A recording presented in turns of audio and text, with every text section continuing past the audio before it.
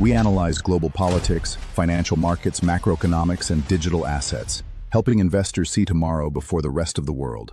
Welcome to Era of Changes. First, let's start with the fact that the markets are beginning a solid reversal that we've been waiting for several years. It's very important to understand this. This is a major reversal. 20% down for the S&P is the first mark that will be expected by us, as they say. When we look at gold, the price is around 30. For oil, it is trading above 120. And for the dollar-ruble exchange rate, it is sitting above 100.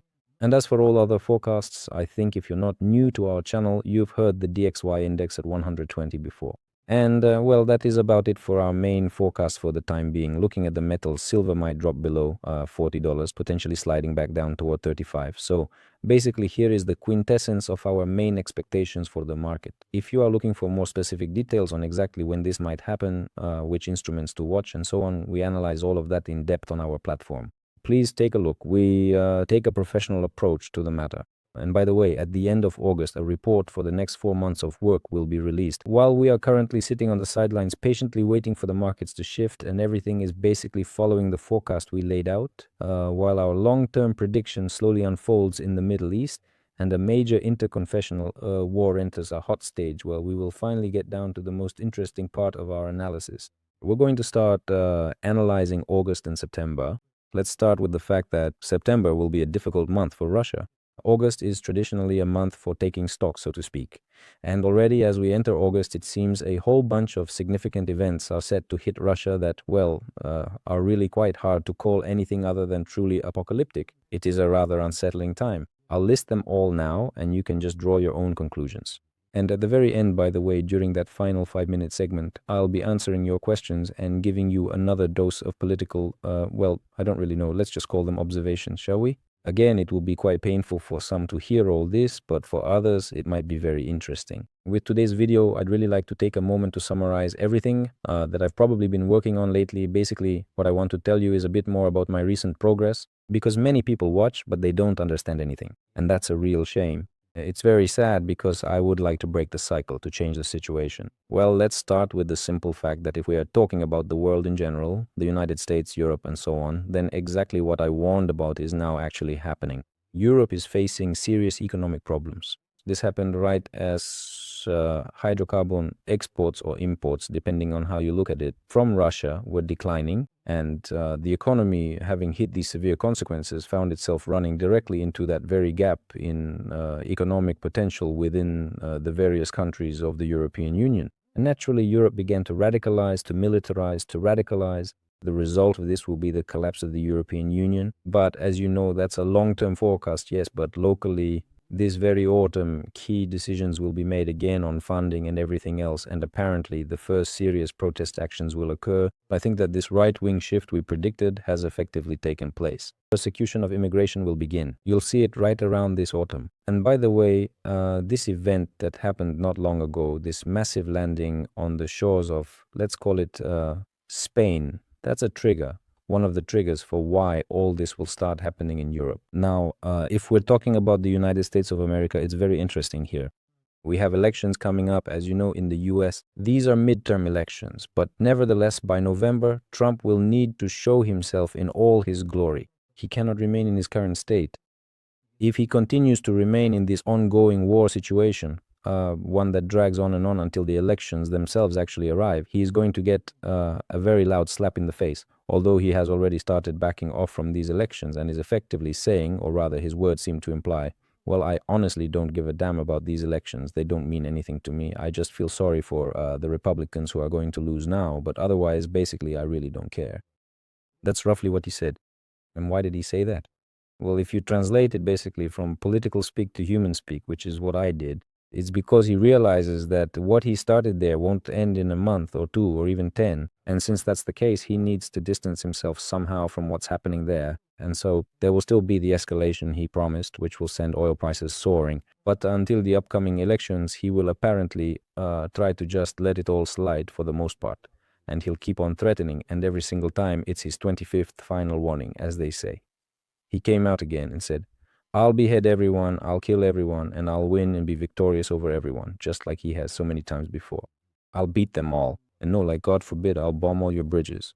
We've been hearing all this for the last 6 months. Well, basically, Iran's response was essentially, get lost, we're doing just great, so go ahead and bring your soldiers here and we'll chop them all to pieces. And they keep on destroying ships and planes of the United States of America along with their, pilots and all other forces. There aren't mass casualties yet, but I think that's exactly what's going to happen. Now, as for the Asian region, things are basically quiet there for now. I don't see any major escalations.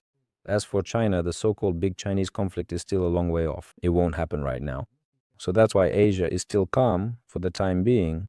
But if we look at Russia, that's where things start getting heated. Then here, basically, one could speculate on what happens next for a very long time.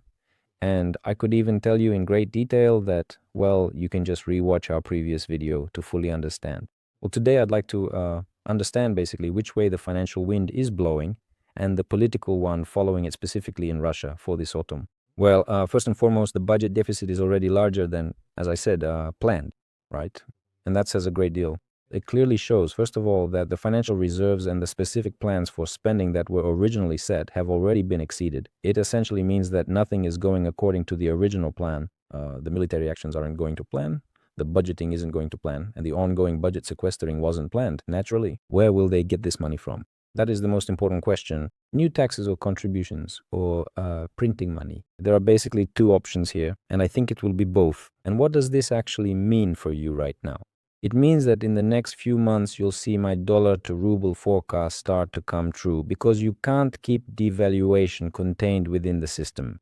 In any case, the black market will already be showing this difference through the USDT ruble rate and through gold versus the ruble. Now it must be said that to trigger such a massive devaluation, some kind of significant geopolitical trigger is absolutely needed. That is I'd say some kind of convenient excuse to set things in motion. And politicians, well, they always use this classic trick, meaning they frequently use some form of political chaos or instability to justify and conveniently write off their own economic failures and mounting national debts.